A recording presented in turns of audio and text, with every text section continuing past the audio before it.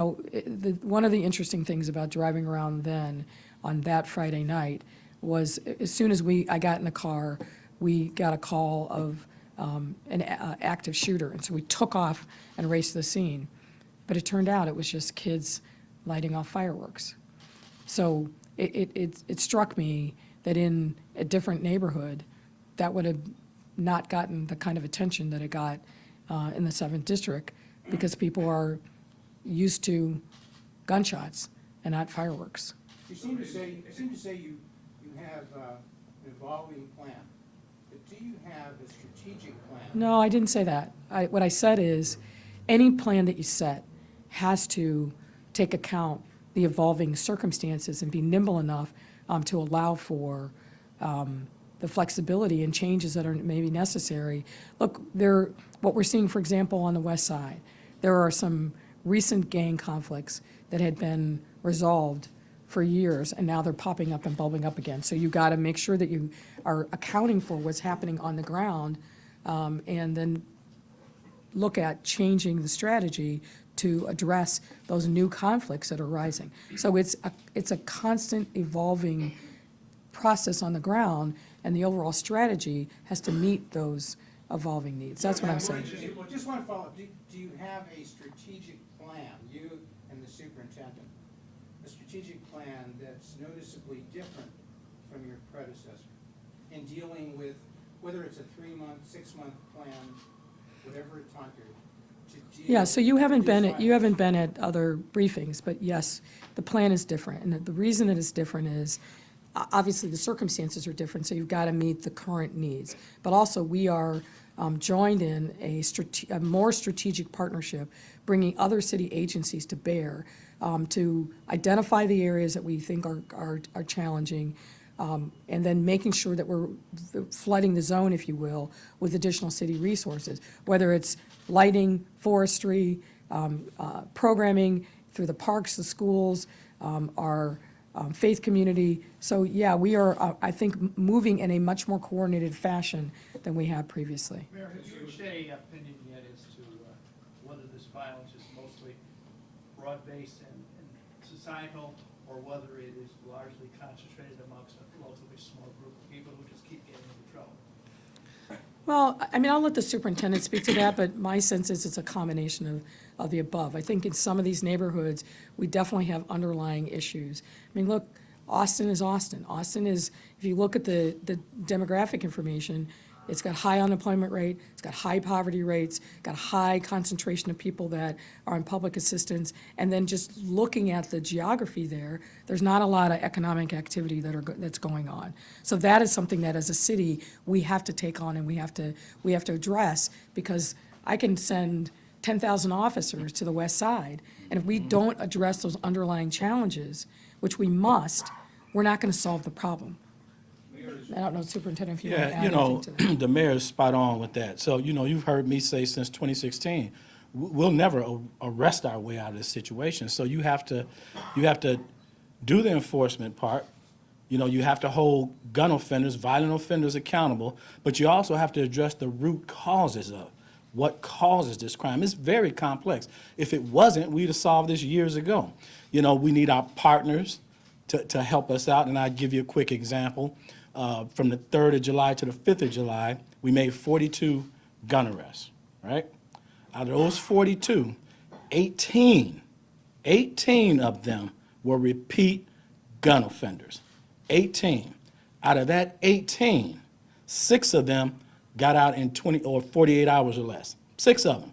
One of those 6 has 5 gun charges in his history. We have to do a better job of investing in these areas, but also to create that mental culture of accountability when you decide to pick up a gun in Chicago. Mayor, as you assess the strategy that you want to do this past weekend, what do you think worked and what maybe didn't work so well? Well, I think what worked is the district commanders working with the deputy chiefs and then up to the chief of patrol have a pretty good sense of where they believe that the violent conflicts are going to flare.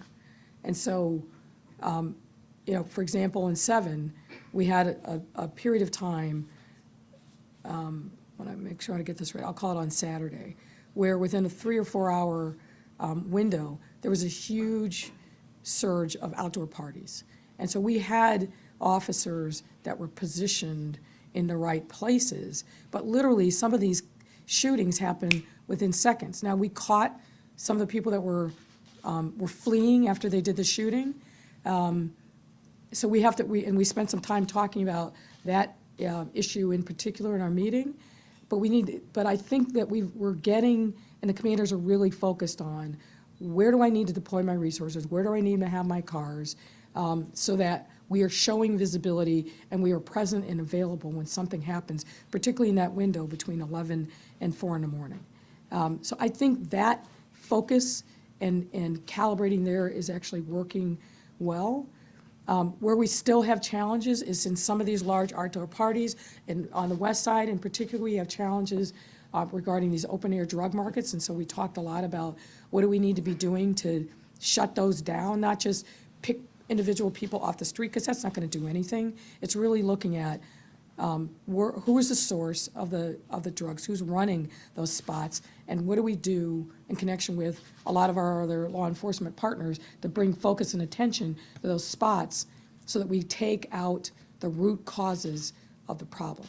And then, as the superintendent says, we have to have more communication with the courts in particular about the necessity of keeping these violent gun offenders off the streets. They cannot be released on bond, and certainly not electronic monitoring, when they've got a long history of repeated gun offenses.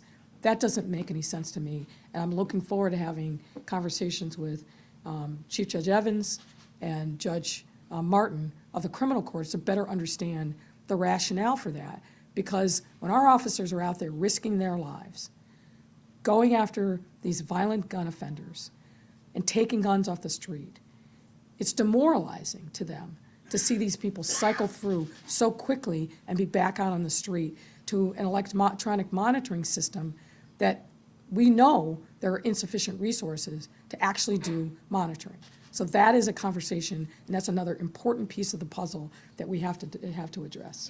Last question, Your thoughts last about gun question. control legislation. Say it again.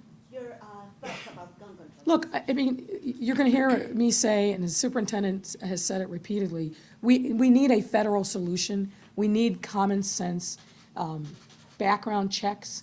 We need to stop the ability for people going over the border to Indiana and purchasing weapons-grade weapons, military-grade weapons with unlimited and limited quantities without any background checks. That's a huge problem that we can't solve at the city level. We have to have federal legislation with that. But within the laws that we do have, we need to make sure that every point in the system understands the necessity of being targeted towards the most violent offenders and making sure that when we arrest them, and we arrest them literally red-handed with guns, that there is accountability and a price to be paid for that.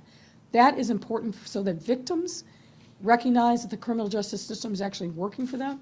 It's also important for our officers who are out there risking their lives to know that their hard work and their risk, there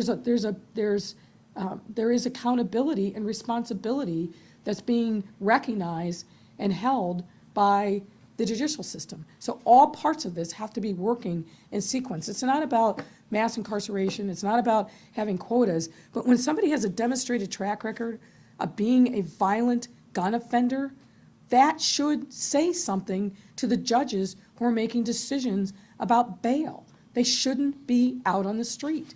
We can't keep our communities safe if people just keep cycling through the system, because what that says to them is, I can do whatever I want, I can carry whatever I want, I can shoot up a crowd, and I'm gonna be back out on the street. How does that make sense? It doesn't. So that is a piece that we have to make sure that we solve. Thank you, guys. Thank you. Thank you. And hello to the interns. Thank you for being here. Oh, those are the interns right there? Yeah, they're from, you're from HBS, where are you from? Okay. Okay, and you're traveling the country, is that all right, I understand? All right, well, welcome to Chicago. I hope you learn a lot. Thank you for being here. Thank you. No. Fourth of July special. Anthony, firecracker, right on. Yep, you got it.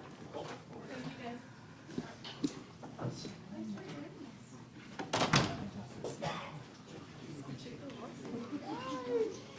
¿Cómo estás? Qué gusto